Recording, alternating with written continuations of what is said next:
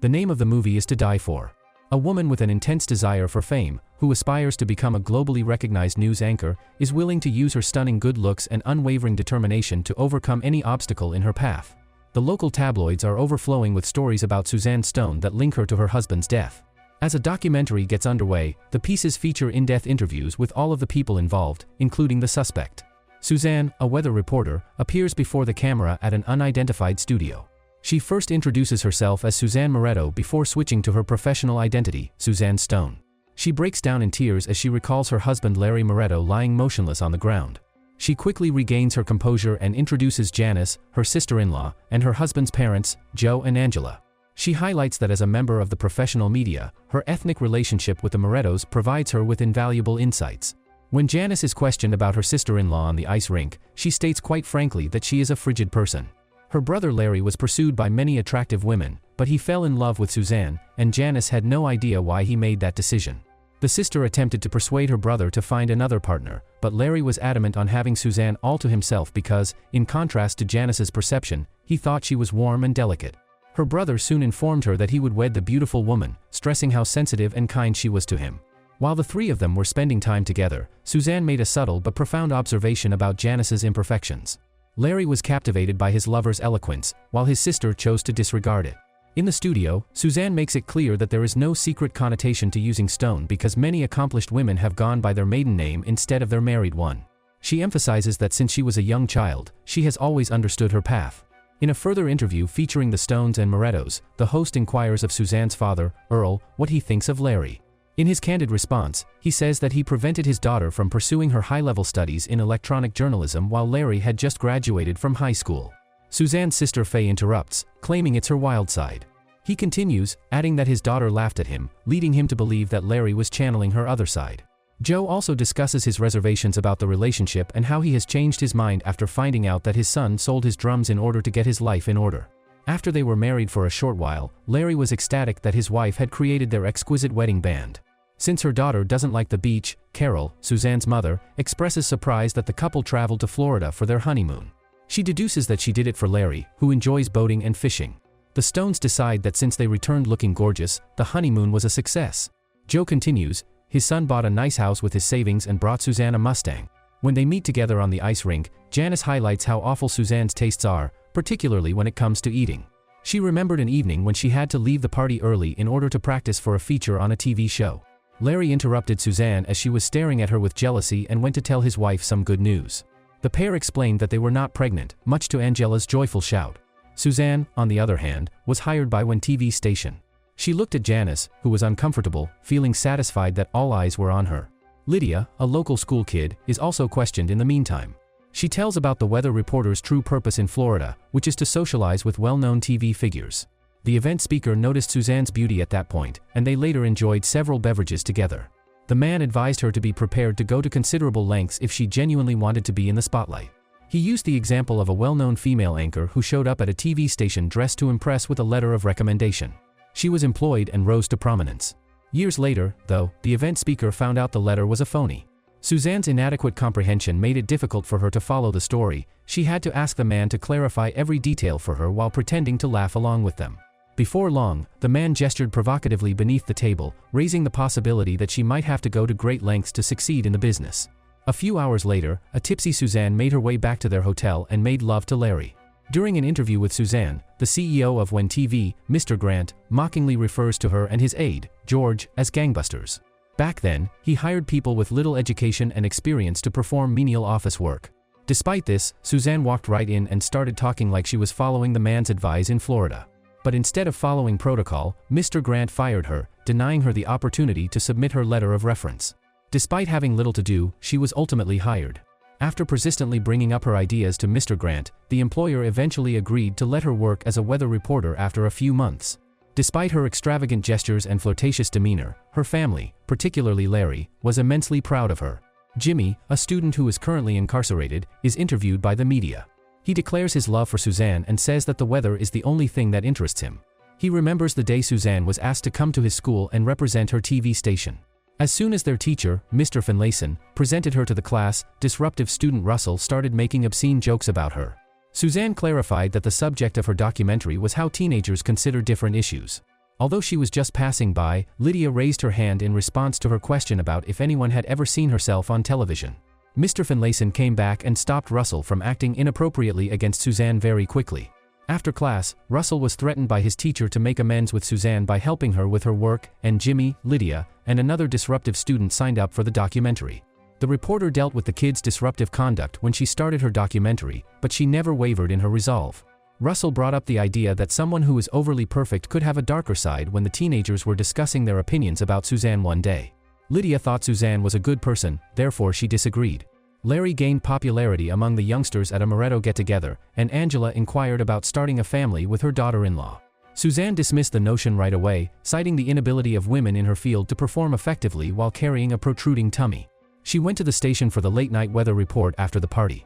Larry started to feel displeased with Janice's excessively hectic schedule and called her for guidance.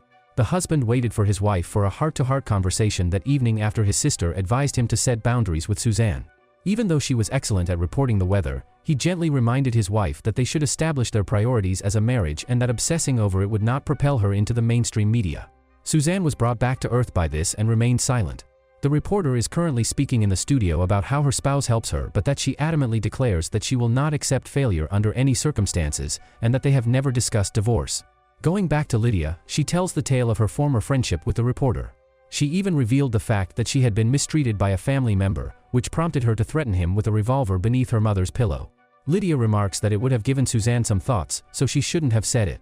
Larry encouraged Suzanne to consider what they had talked when he and his father had previously left their wife alone in the house while they were out of town. After several hours, the reporter remained in the center of their home until Lydia and Jimmy were revealed through the ring of the doorbell.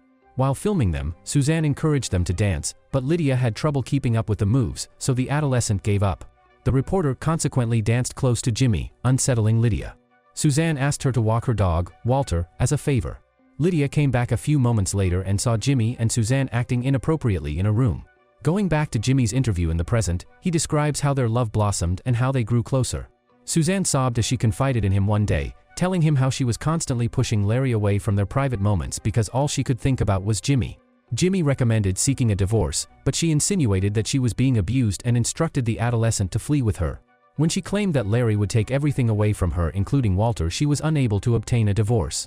Jimmy comforted her by telling her that individuals like her husband shouldn't exist. After getting the reaction she was looking for, Suzanne joyfully danced in front of Jimmy in the rain. Lydia describes in the interview how the reporter gave her permission to drive so that the teenager might help her when the reporter gets on national television. Lydia was aware, nevertheless, that Suzanne visited those locations purely for her own gratification with Jimmy. Jimmy informed the reporter that his friend was requesting payment and some CDs while the reporter made the adolescent feel good. Suzanne then asked if he had removed the rifle, to which Jimmy said that he believed Lydia should have been questioned by the reporter.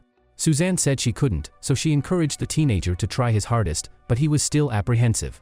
So Suzanne suggested that maybe Russell would have been a better option, and Jimmy promised to do it the next week. She gave him pleasure once more as a treat. In their home, Suzanne and Larry were celebrating their first wedding anniversary, and Jimmy, Russell, and Lydia succeeded in obtaining a gun. Larry went home after helping the guests, and Suzanne started her live show on the TV station. The oblivious spouse was unaware of Jimmy and Larry's presence as intruders until he was abruptly attacked. While Suzanne's show was airing on television, Jimmy was holding Larry at gunpoint. In an attempt to rescue himself, the spouse handed them his pricey belongings, which Russell accepted. Jimmy was hesitant, but when he thought back to his private moments with Suzanne, seeing her face on film made him more determined. After telling his friend to stop working, Russell insisted on seeing the wedding ring. Larry declined, claiming that if he lost it, his wife would end his life. Jimmy said Suzanne's name when memories of her suddenly came flooding back, and Larry realized that the intruder was familiar with his wife. Mr. Grant was astounded by Suzanne's presentation as the adolescent muttered an apology before squeezing the trigger as the weather report was coming to a conclusion. On live television, the reporter wished her spouse a happy anniversary. Recalling the sad occurrences, the studio's current Suzanne comes to a stop in her speech. When she got a call regarding her son in the past, Angela used to cry out in pain. While police descended on the shooting scene to gather evidence and retrieve fragments of shell, Joe hurried to check on her. Calls regarding the catastrophe were received by Janice and Earl at the same time. While Joe responded to the police inquiries, the sister passed out in pain. When the disheveled Suzanne saw the lights from the media outside the house, the police informed her that she didn't have to entertain them. Still keeping a poker face, her eyes brightened as she walked up to the reporters. In the meantime, Jimmy says how shocked he was that Larry didn't even defend himself because, from Suzanne's accounts, he's a cruel man.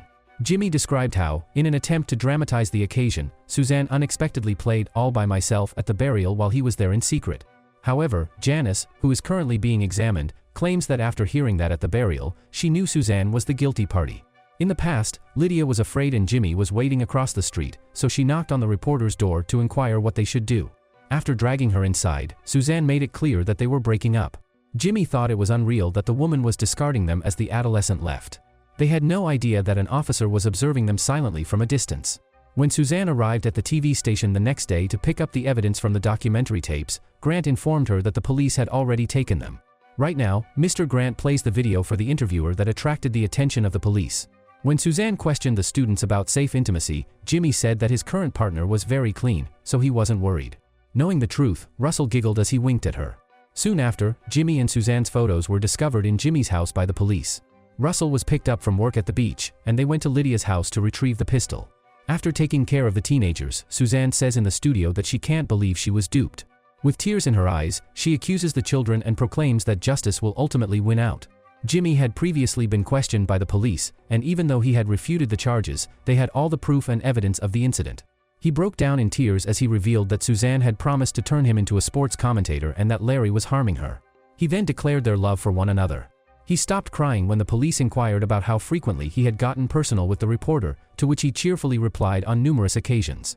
In order to set up Suzanne, the police soon plotted with Lydia and placed a wiretap on her. The adolescent approached the ladies casually about the event when they met at a mall, but the reporter said there was no proof that pointed to her. Lydia was led to the women's room by her, where she chastised her and accused them of being dumb and obsessed with her. Lydia sobbed because she thought they were friends, but the callous reporter ordered her to keep quiet since nobody would believe a group of kids with a bad reputation in comparison to someone like her. Suzanne was taken into custody quickly but was later freed on bond. She made a clear statement about liberty while enjoying the attention of the media. She later admitted that Larry had issues with illegal narcotics, which motivated her to work with the youngsters on the documentary. She went on to say that, without her knowledge, Jimmy and Russell met with her husband and coerced Larry into taking those drugs. Joe lost his cool when he saw the interview on TV. The last time Earl and the Stones saw Suzanne was in the video that was released, according to a current interview with the Stones and Morettos. In the meantime, Suzanne cheerfully informs the studio interviewer that she is getting a lot of offers. But as she closes the conversation, it becomes clear that she is filming the video by herself in her house rather than in a studio. After obtaining the video, she and Walter drive across a snow-covered bridge to see a man posing as a movie star. He compels her to get out of her car and leads her to an isolated, run-down home. The father appreciates Joe when the unidentified individual calls that evening to report something. Angela and her spouse exchange meaningful looks. The snow eventually melts and blows some of it onto Suzanne's scarlet Mustang, exposing her motionless, frigid corpse. Conversely, Jimmy claims he will serve 30 years in prison, while Russell will serve only 16.